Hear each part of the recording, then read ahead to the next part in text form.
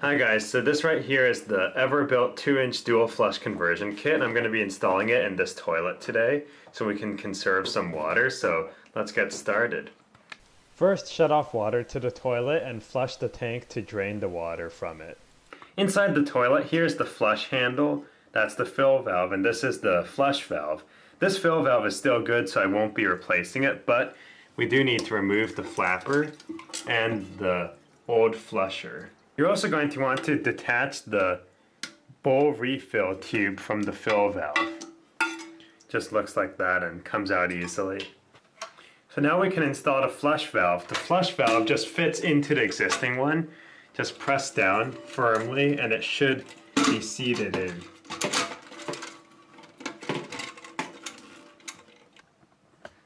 Next we have to connect the flush handle.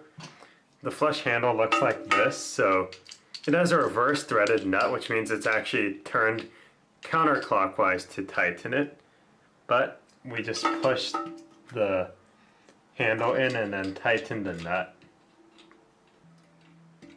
And now this piece here is just pressed right on.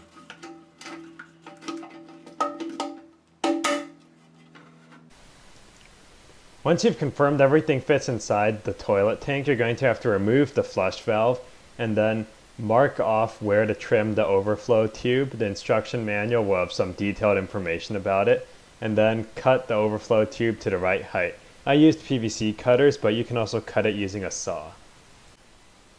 After you have trimmed the overflow tube, just reinstall the flush valve, and now the toilet is ready.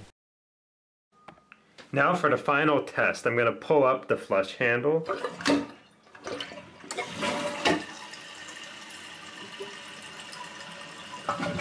Not sure if you heard that, but the toilet definitely did flush, but there's still a lot of water in the tank, so it used less than half a tank of water. And that's enough power to flush urine or a little toilet paper, and now I'm going to demonstrate a full flush, which should be used for a lot of solid matter.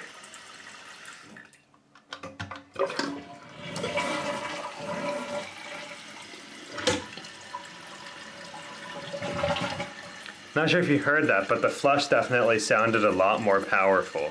Anyway, so now this conversion is done. Hope you guys enjoyed this video. Hope you found it useful, and see you on next time.